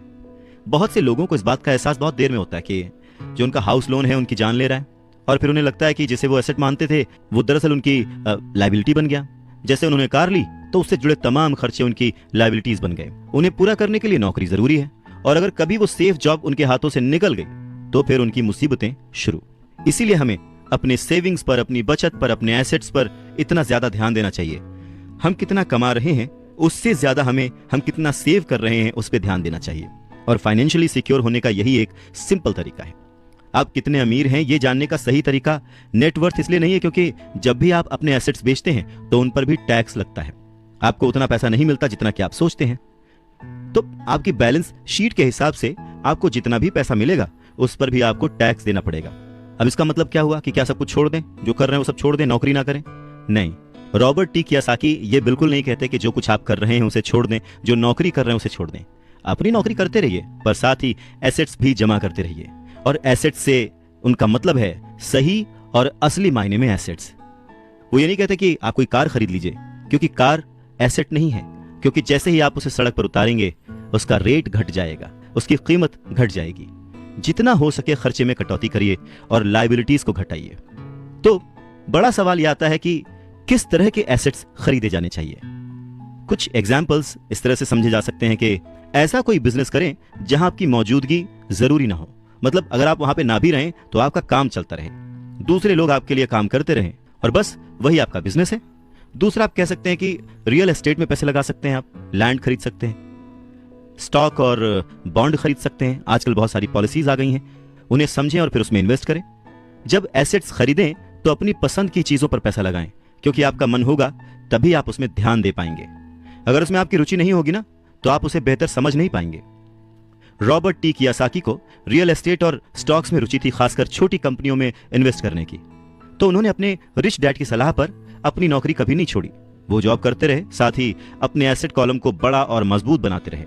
उन्होंने अपना कमाया हुआ एक एक पैसा बेकार खर्च नहीं किया, उसे सेव किया।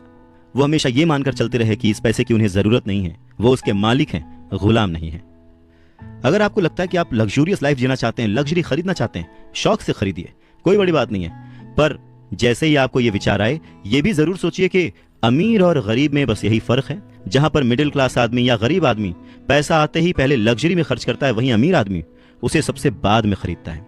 तो यही सीक्रेट है अमीरों के और अमीर होने का और गरीबों की बढ़ती गरीबी का। संपत्ति वो है जो हमें पैसे कमा के देती है, और जिम्मेदारी, दायित्व वो है जो हमसे पैसे खर्च करवाता है। रॉबर्ट टी कियोसाकी कहते हैं कि उनके रिच डैड हमेशा चीजों को सिंपल तरीके से समझने और समझाने में विश्वास रखते थे।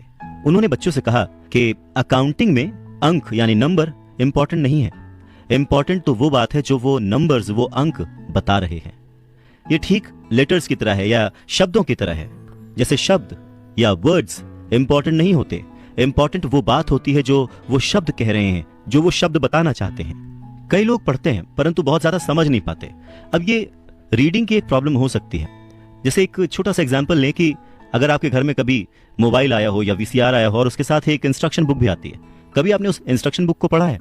मैं ये गारंटी दे सकता हूं कि बहुत सारे लोगों को उसे पढ़ने के बाद भी कुछ समझ नहीं आएगा और ऐसा लगेगा कि वो दुनिया का सबसे मुश्किल काम है। ठीक वैसे ही अंकों के साथ है। अगर आप अमीर बनना चाहते हैं तो आपको अंकों को पढ़ना और उन्हें समझना आना चाहिए। रॉबर्ट टी कियोसाकी कहते हैं कि अपने रिच डैड से ये बात उन्होंने हजारों बार सुनी थी, और ये भी सुना कि अमीर लोग संपत्ति इकट्ठा करते हैं, जबकि गरीब और मध्य वर्गीय यानी मिडिल क्लास लोग दायित्व इकट्ठा करते हैं। तो सवाल यह आता है कि जब कोई नौकरी कर रहा है, अच्छी सैलरी उठा रहा है, फिर भी उसके पास पैसे की तंगी क्यों होती है? रॉबर्ट टी कियोसाकी के रिच डैड कहते हैं कि पैसे की तंगी की असली वजह होती है कि लोग संपत्ति और दायित्व के बीच अंतर नहीं कर पाते। तो वास्तव में अगर आपको अमीर बनना है तो आपको सिर्फ इतना ही जानने की जरूरत है, और आप जिंदगी भर संपत्ति खरीदते रहिए। बस इनके बीच के फर्क को न जानने के कारण बहुत सारे लोग जिंदगी भर पैसे की कमी से परेशान रहते हैं। पैसों के लिए आदमी इसलिए परेशान होता रहता है क्योंकि वो ना तो शब्दों को समझ पाता है ना ही अंकों को। जिन लोगों के सामने पैसे की मुश्किलें आ रही हैं, उन्हें यह समझ लेना चाहिए कि शब्दों या अंकों में ऐसा कुछ है जिसे वो पढ़ नहीं पा रहे हैं। कोई चीज ठीक से उनकी समझ में नहीं आ रही है। अमीर लोग इसीलिए अमीर होते जाते हैं क्योंकि इस मामले में वो पैसे की तंगी से परेशान लोगों से ज्यादा समझदार होते हैं। तो अगर आप भी अमीर बनना चाहते हैं और अपनी दौलत को बनाए रखना चाहते हैं तो पैसे की साक्षरता और समझदारी बहुत जरूरी है, शब्दों में भी और अंकों में भी। जिंदगी में सिर्फ पैसे कमाकर या पैसे बचाकर आप अमीर नहीं बन सकते। अमीर बनने के लिए आपको अपने अंदर बहुत कुछ बदलना पड़ेगा। अगर कोई लॉटरी में पैसे जीत जाए और उसे वो अपने साथ रख ले, बचा ले, तो क्या वो आपकी निगाह में अमीर है? नहीं, क्योंकि वो पैसा आज नहीं तो कल उसके साथ नहीं रहेगा। अमीरी एक सोच है, एक जीवन शैली है, एक नजरिया है, और आपको हमेशा अमीर बने रहने के लिए अमीरों की तरह ही सोचना पड़ेगा, खुद को इंप्रूव करना पड़ेगा। और इसी बात को रॉबर्ट टी कियोसाकी के रिच डैड एक कहानी के माध्यम से उन्हें समझाते हैं। वो कहते हैं कि जापानी लोग 3 ताकतों को मानते थे: तलवार की ताकत, रत्नों की ताकत और दर्पण की ताकत। तलवार हथियारों की ताकत का प्रतीक थी। अमेरिका ने हथियारों पर खरबों डॉलर खर्च कर दिए और इसी कारण वो आज विश्व में सबसे ताकतवर देश है। दूसरी ताकत रत्न यानी के पैसे की ताकत का प्रतीक। इस कहावत में कुछ तो सच्चाई होगी। ये स्वर्णिम नियम याद रखो, जिसके पास स्वर्ण है वही नियम बनाता है। तीसरा दर्पण, शीशा, आत्मज्ञान का प्रतीक है। जापानी कहानियों के अनुसार ये आत्मज्ञान बाकी दोनों ताकतों से ऊपर है। गरीब और मध्यम वर्गीय लोग अक्सर ही धन की ताकत से नियंत्रित होते हैं। वो सुबह सुबह उठते हैं और नौकरी करने के लिए भागम भाग मचा देते हैं, बिना खुद से ये पूछे कि क्या ऐसा करना समझदारी है। पैसे की समझ ना होने के कारण ज्यादातर लोग पैसे की डरावनी ताकत को ये इजाजत दे देते हैं कि वो उन्हें काबू में कर ले। पैसा उन्हें कंट्रोल करने लगता है। इस इश्यू को ठीक करने के लिए अगर वो दर्पण की ताकत का इस्तेमाल करते तो वो खुद से ये सवाल जरूर पूछते कि क्या ऐसा करना समझदारी है। बहुत बार हम अपनी अंदरूनी समझदारी पर भरोसा करने के बजाय भीड़ के साथ साथ चलने लगते हैं। कोई काम इसलिए करते हैं क्योंकि बाकी सब भी ऐसा कर रहे हैं। सवाल पूछने के बजाय हम नकल करने लगते हैं। अक्सर नासमझी के कारण वही दोहराने लगते हैं जो हमें सिखाया गया है। और इस तरह के विचार कि आपका घर आपका सबसे बड़ा एसेट है, आपका घर आपका सबसे बड़ा निवेश है, अगर आप ज्यादा कर्ज लेते हैं तो आपको टैक्स में ज्यादा छूट मिलेगी, अच्छी नौकरी, सुरक्षित नौकरी खोजो, गलतियां मत करो, वगैरह वगैरह। तो ऐसी चीजें हम भीड़ की बात सुनकर करने लग जाते हैं, खतरे नहीं उठाते। दूसरी जरूरी बात, ऐसा कहा जाता है कि ज्यादातर लोगों के लिए मौत से भी डरावनी चीज होती है भीड़ के सामने बोलना, उन्हें एड्रेस करना। मनोवैज्ञानिक कहते हैं कि बहुत सारे लोग कॉमन स्टेज पर बोलने से इसलिए डरते हैं क्योंकि उन्हें यह डर होता है कि कहीं उनकी बुराई होगी, लोग उनके ऊपर हंसेंगे, वो अकेले रह जाएंगे, लोग उनसे दूर हो जाएंगे। सबसे अलग होने का डर या अकेले रह जाने का डर ही वो सबसे बड़ा कारण है जिस वजह से बहुत सारे लोग अपनी समस्या, अपनी प्रॉब्लम्स को सॉल्व करने के नए नए तरीके नहीं ढूंढते, बस भीड़ के साथ चलते चले जाते हैं। इसीलिए रॉबर्ट टी कियोसाकी कहते हैं कि उनके रिच डैड की तरह ही उनके पुअर डैड ने भी उन्हें बहुत कुछ सिखाया है। और उनमें से एक जरूरी बात यह थी कि क्यों और किस तरह से जापानी लोग दर्पण की ताकत को, आईने की ताकत को सबसे ज्यादा इंपॉर्टेंस देते थे। क्योंकि जब इंसान आईने में खुद को देखता है तभी उसे सच्चाई का पता चलता है। और ज्यादातर लोग खतरा मत उठाओ इसलिए कहते हैं क्योंकि वो खुद से डरे हुए होते हैं। ये किसी भी चीज के बारे में कहा जा सकता है, जैसे खेल में, रिलेशनशिप्स में, करियर में, पैसों में, वगैरह वगैरह। और सबसे इंपॉर्टेंट बात यह कि आईने में देखकर आप खुद से झूठ बोल सकते हैं क्या? रॉबर्ट टी कियोसाकी इस बात का जिक्र यहां इसलिए करते हैं क्योंकि भीड़ के साथ चलने में और पड़ोसियों की नकल करने में, उनके ऐशो आराम की नकल करने में बहुत सारी दिक्कतें आती हैं। पैसों की समस्या पैदा हो जाती है। वो उनका तरीका है, वो उसे अफोर्ड कर सकते हैं, पर जब हम देखा देखी बिना सोचे समझे नकल करना शुरू कर देते हैं तो हम समस्याओं से घिर जाते हैं। और तब हमें जरूरत होती है आईने की, जो हमें यह बताए हमें क्या करना चाहिए। क्योंकि बेसिक रूल तो वही है, आप पैसे के गुलाम नहीं हैं। ऐसे काम करिए, ऐसे सोचिए, ऐसे बनिए कि पैसा आपका गुलाम हो, वो आपके लिए काम करे। जब भी बाजी लगाइए दिल और दिमाग की, ये जरूर सोचिए कि बात पैसों की है या फिर रिश्तों की। अमीर बनने का मतलब ये नहीं होता कि आप इमोशनलेस हो जाए। अमीर बनने का यह मतलब नहीं होता कि आप अपने रिश्तों को छोड़ दें। अमीर बनने का यह मतलब नहीं होता कि 24 घंटे आप सिर्फ फायदा उठाने की बात सोचें। अमीरी तो एक सोच है। रॉबर्ट टी कियोसाकी बहुत ही खूबसूरत एक अपना इंसिडेंट शेयर करते हैं कि उनके जो पुअर डैड थे, जो कि एक स्कूल में पढ़ाते थे, उन्होंने बहुत मेहनत करके पाई पाई जोड़कर एक घर बनाया था, जिसे वो हमेशा कहते थे कि ये मेरी संपत्ति है। रॉबर्ट टी कियोसाकी जब अपने रिच डैड की संगत में आए, तब उन्होंने जाना कि संपत्ति और दायित्व में डिफरेंस क्या है, एसेट और लायबिलिटी में डिफरेंस क्या है।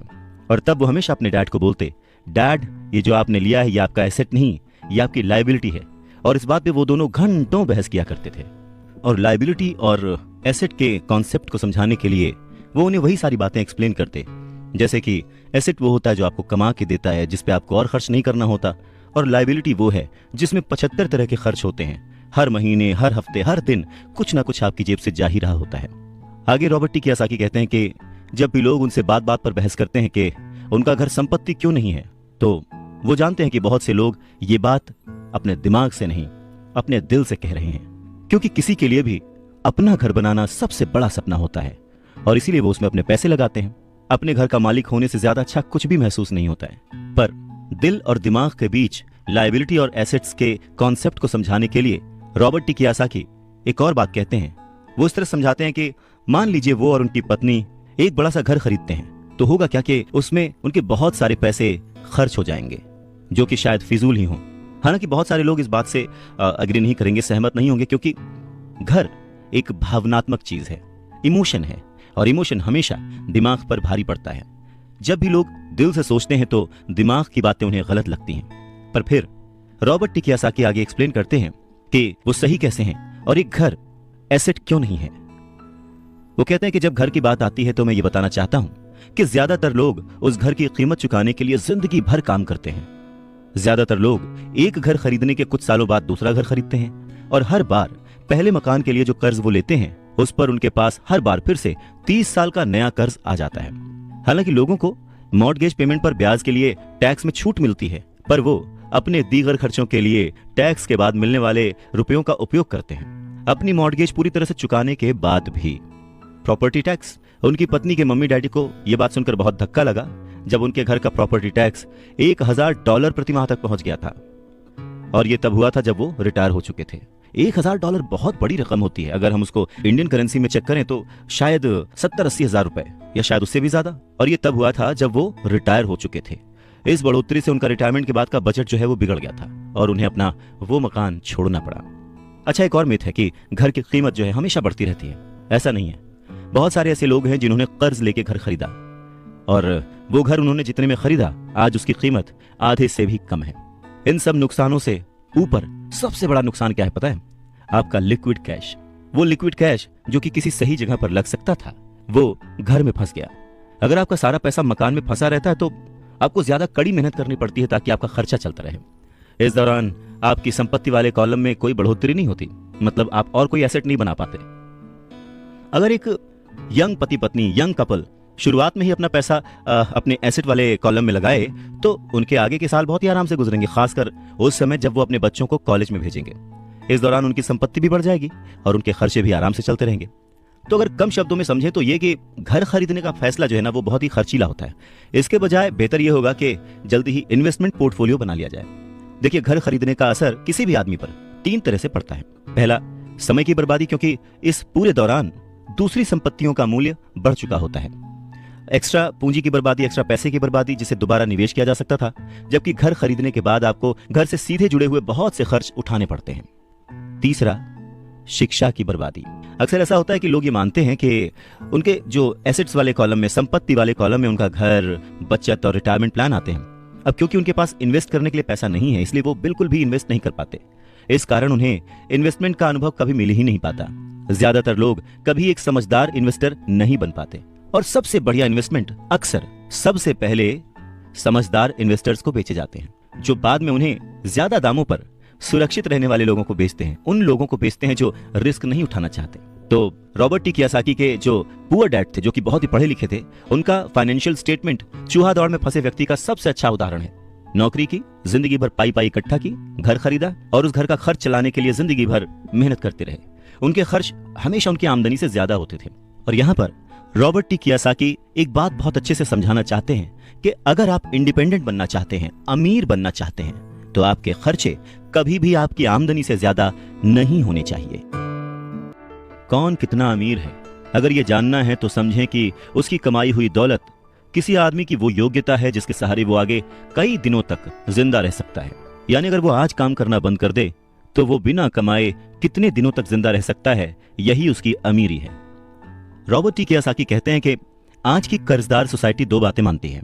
पहली ये कि खुद का एक घर होना चाहिए, दूसरी ये कि अगर सैलरी बढ़ गई है तो फिर एक ज्यादा बड़ा घर खरीद सकते हैं। पर ऐसी सोच, ऐसी स्ट्रैटेजी की वजह से परिवार ज्यादा कर्ज में फंस जाता है। लोग बुरी तरह से पैसों की तंगी का सामना करने लगते हैं। वो लोग अपनी जॉब्स में बहुत अच्छी सैलरी उठा रहे होते हैं, लेकिन इस सोच की वजह से वो सेविंग नहीं कर पाते।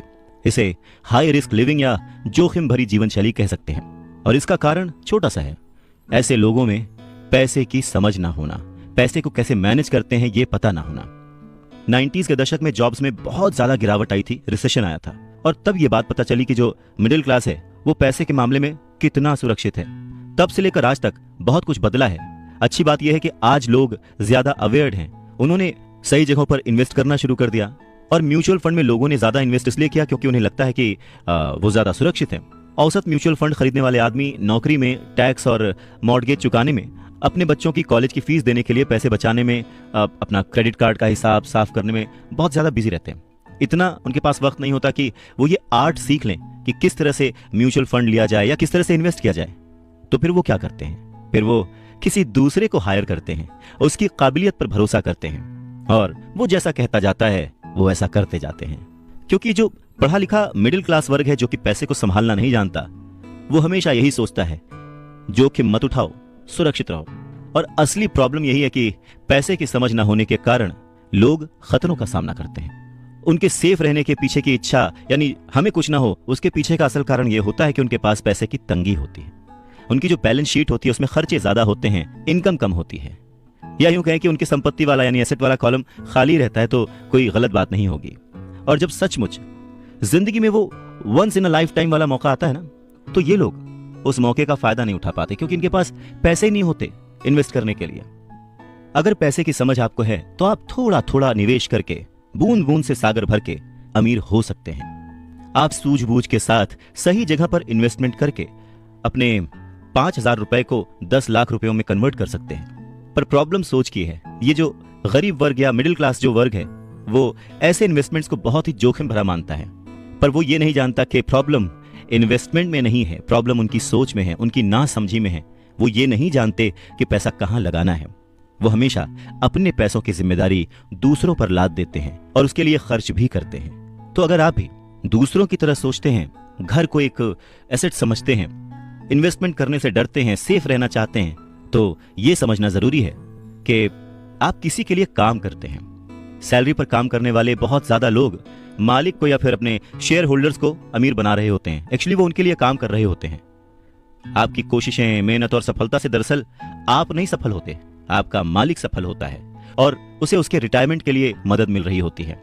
अच्छा, दूसरा, आप सरकार के लिए काम करते हैं। आप समझ सकते हैं कि जब आप काम करते हैं, पैसे कमाते हैं, तो उसका एक हिस्सा टैक्स के रूप में सरकार को जाता है।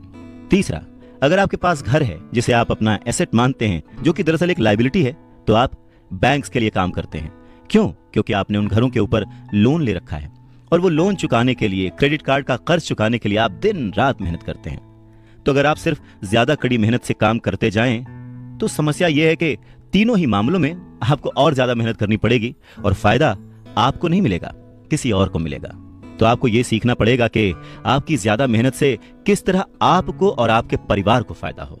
मान लीजिए कि अगर आप यह फैसला कर भी लेते हैं कि आप सिर्फ अपने काम से काम रखेंगे, पर पैसों की समझ न होने के कारण, उसे मैनेज करने की समझ न होने के कारण आपको यह नहीं पता होता कि आपके लक्ष्य को किस तरह से निर्धारित किया जाए। अक्सर लोग अपने प्रोफेशन को बनाए रखना चाहते हैं, अपनी सैलरी के सहारे ही अपनी संपत्ति को, अपने एसेट्स को खड़ा करना चाहते हैं। पर जब उनकी संपत्ति बढ़ती है तो वो किस तरह अपनी सफलता का आकलन करते हैं, कब कोई दूसरा आदमी ये महसूस करता है कि वो अमीर है, कि उसके पास दौलत है, और संपत्ति और दायित्व के बीच का बैलेंस कैसा है, ये सब बातें भी समझना उतना ही जरूरी है। तो फिर सवाल वही है कि अमीर कैसे बना जाए। अमीर बनने के लिए आपकी संपत्ति, आपकी सफलता, आपके आसपास का माहौल, आपकी दौलत, इन सब के बारे में आपको सोचना पड़ेगा, एसेट्स और लायबिलिटीज के बारे में सोचना पड़ेगा। सबसे इंपॉर्टेंट है कि अपने दिमाग को हमेशा खुला रखना पड़ेगा, क्योंकि ये जिंदगी भर का सब्जेक्ट है। आपको ये सब्जेक्ट जिंदगी भर पढ़ना है, सीखना है और अमीरी की राह पर आगे बढ़ते जाना है। आधी छोड़ पूरी को धावे, पूरी मिले न आधी पावे। मुश्किल के दौर में, गरीबी के दौर में अपने आप को कैसे संभाला जाए, अपने आप को कैसे गरीबी से उबारा जाए, इस बात को समझाने के लिए रॉबर्ट टी कियोसाकी बहुत ही अच्छा एग्जाम्पल देते हैं। वो कहते हैं कि एक दिन कर्ज लेने के लिए, क्योंकि उनकी माली हालत खराब हो गई थी, तो उन्होंने अपने नए गोल्फ क्लब, आर्ट कलेक्शन, किताबें, स्टीरियो, टेलीविजन, उनके महंगे कपड़े, घड़ियां, जूते और बहुत सारे ऐसी चीजें लोन वाले पेपर में जो संपत्ति वाला कॉलम होता है उसमें लिख दिया, एसेट्स में लिख दिया और भेज दिया। उन्हें लगा कि मेरे पास इतनी चीजें हैं तो लोन अप्रूव हो जाएगा, पर उनका लोन का जो पेपर था, एप्लीकेशन पेपर, वो रिजेक्ट कर दिया गया। क्यों? क्योंकि उनका बहुत सारा इन्वेस्टमेंट फिजूल था। लोन कमेटी को वो बात एकदम भी समझ नहीं आई। वो ये जानना चाहते थे कि उनके पास एक नॉर्मल सी नौकरी क्यों नहीं है जिसमें वेतन मिलता है। उन्होंने उनके महंगे कपड़े और महंगे जो खेल का सामान था उनके बारे में कोई सवाल नहीं किया। जिंदगी में कई बार ऐसी कठिनाइयां आती हैं जब आप स्टैंडर्ड प्रोफाइल में फिट नहीं होते हैं। वो कहते हैं कि उन्हें बड़ा ही अचंभा होता है जब वो किसी को ये कहते हुए सुनते हैं कि उसकी नेटवर्थ करोड़ों रुपए है, लाखों रुपए है, क्योंकि नेटवर्थ के सटीक ना होने का एक खास कारण है।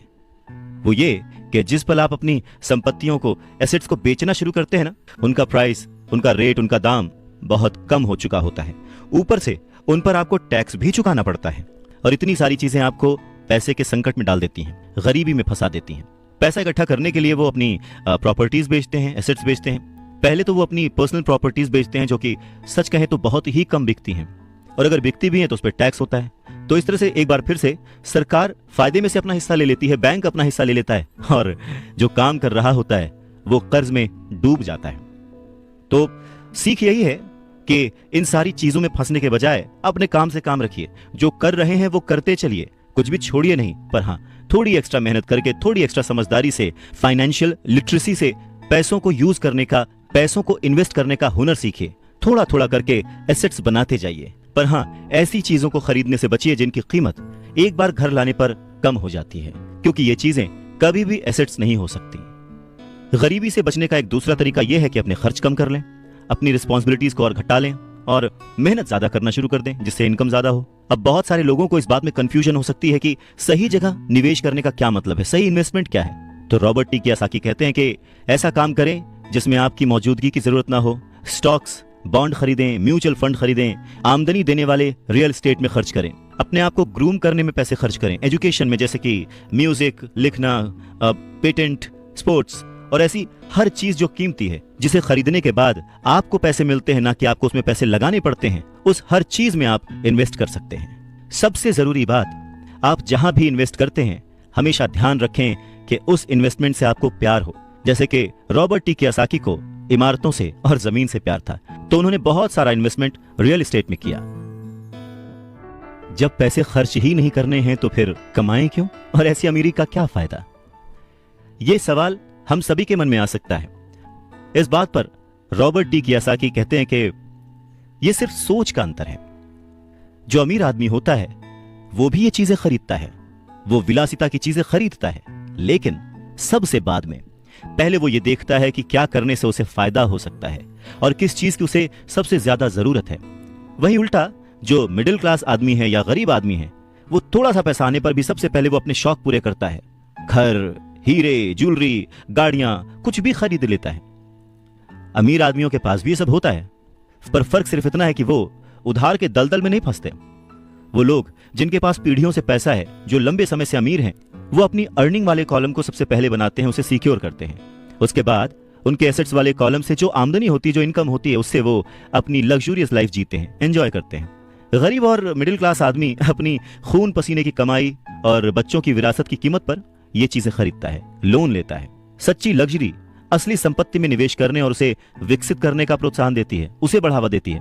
रॉबर्ट टी कियोसाकी इस बात को एक एग्जाम्पल से समझाते हैं कि जब उनकी वाइफ और उनके पास उनके अपार्टमेंट से अतिरिक्त पैसा आने लगा, रेंट या कुछ भी, तब वो बाजार गए और उन्होंने अपने लिए एक महंगी गाड़ी खरीदी। इसमें जरा सी भी मेहनत नहीं लगी या जोखिम नहीं था, क्योंकि वो पैसा उन्होंने अपनी सेविंग से नहीं बल्कि अपार्टमेंट हाउस के इनकम से खरीदा था। पर इसके लिए उन्होंने 4 साल तक इंतजार किया, पेशेंस के साथ थोड़ा थोड़ा पैसा इकट्ठा करते रहे, और जब रियल एस्टेट पोर्टफोलियो बढ़ा तो आखिरकार वो उन्हें इतना पैसा दे गया कि एक महंगी कार खरीदी जा सके।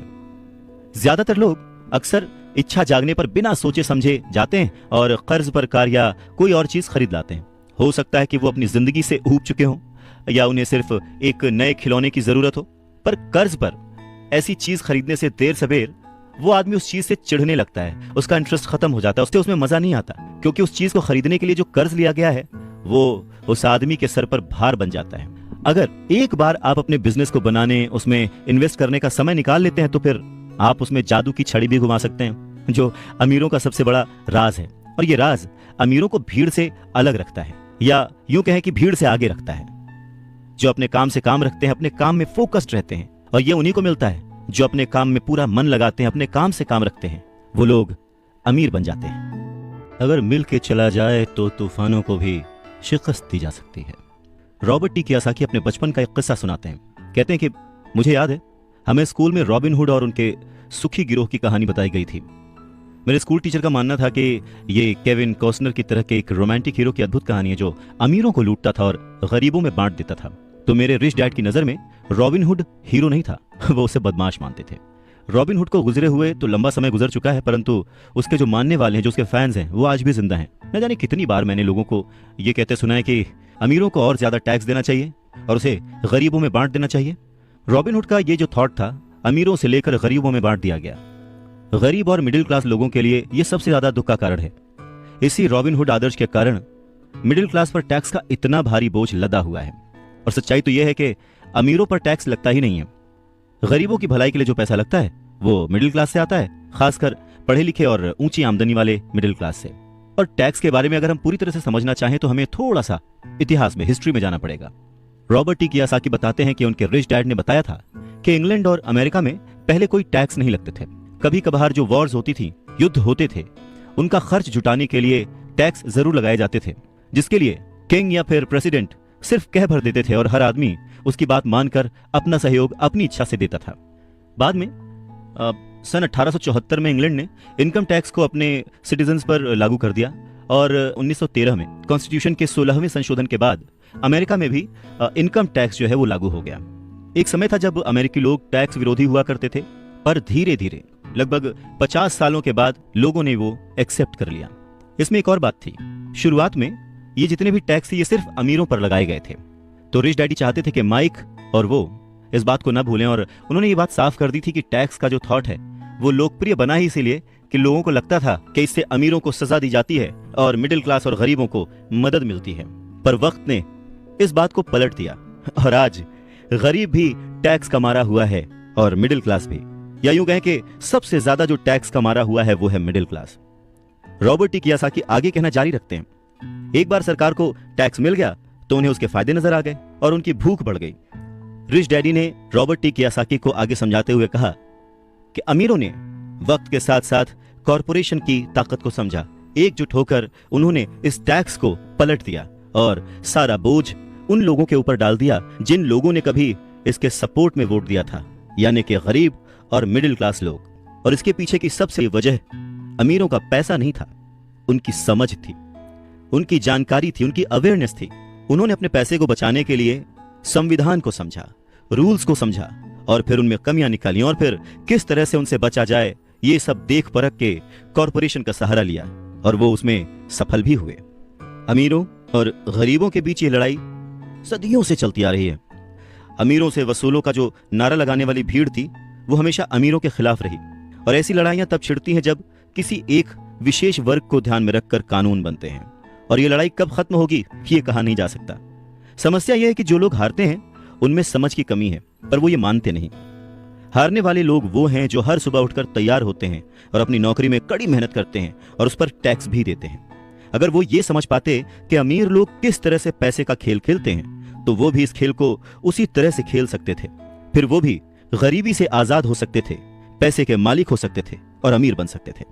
रिच डैड कहते हैं कि इसीलिए मुझे बिल्कुल अच्छा नहीं लगता कि जब कोई अपने बच्चे को यह सलाह देता है कि खूब पढ़ो और नौकरी करो। जिस कर्मचारी में पैसे की समझ नहीं है वो बच नहीं सकता।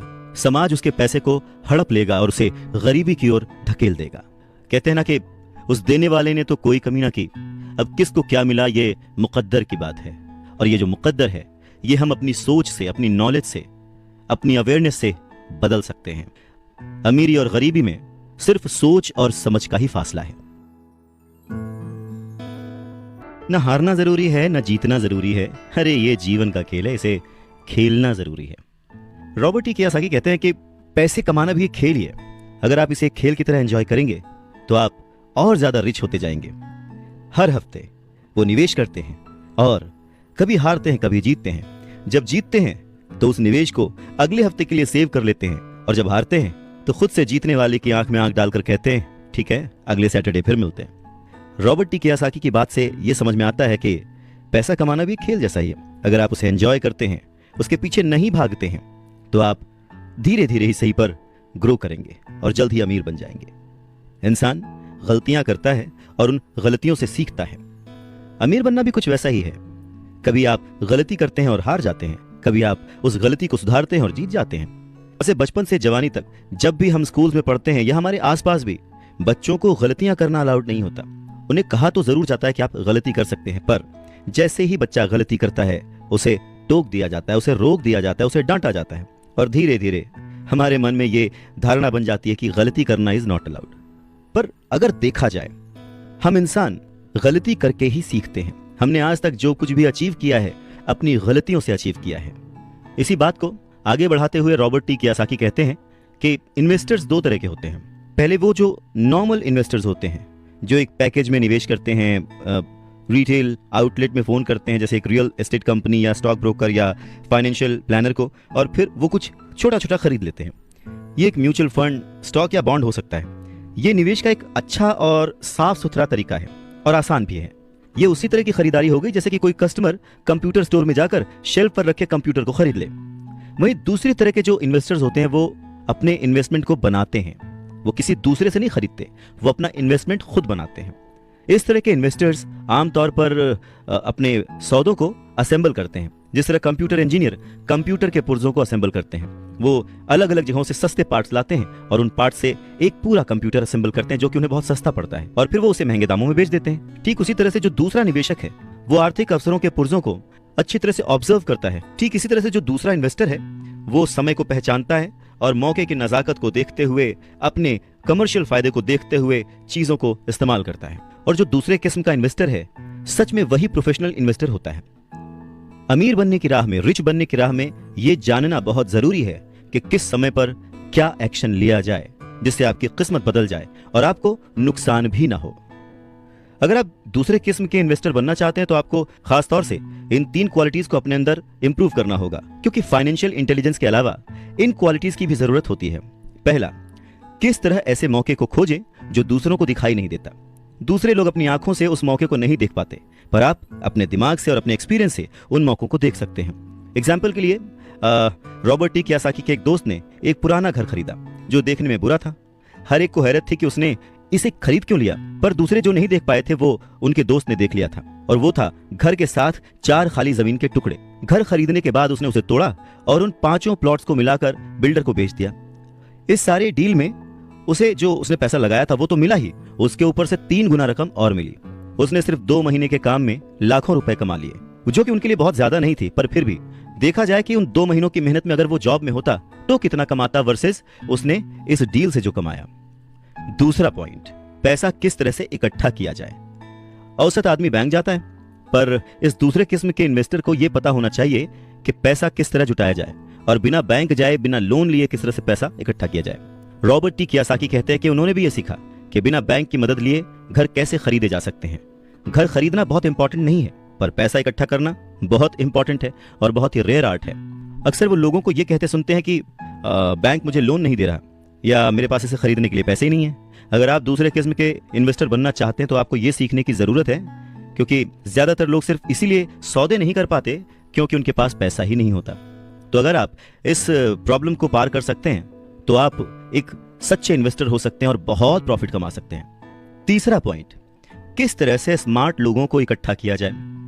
ऐसे लोग बहुत समझदार होते हैं जो या तो अपने से ज्यादा समझदार लोगों के साथ काम करते हैं या फिर उन्हें अपने साथ काम पर रख लेते हैं। जब भी आपको सलाह की जरूरत होगी ना, तो यही समझदार लोग आपके सलाहकार का काम करेंगे। तो सीखने के लिए बहुत कुछ है, पर हाँ, अगर आपने मन लगाकर सीखा तो आपको उसके फायदे भी बहुत मिलेंगे। पर हाँ, अगर आपके अंदर इतनी इच्छा नहीं है, आप इतना टाइम नहीं दे सकते, आप उतने अमीर नहीं बनना चाहते, तो फिर आपको पहले किस्म का ही इन्वेस्टर बने रहना चाहिए। आप तो जानते हैं वही आपकी सबसे बड़ी पूंजी है। आप जो नहीं जानते वही आपका सबसे बड़ा जोखिम है। जोखिम तो हमेशा रहता है, इसीलिए इससे बचने के बजाय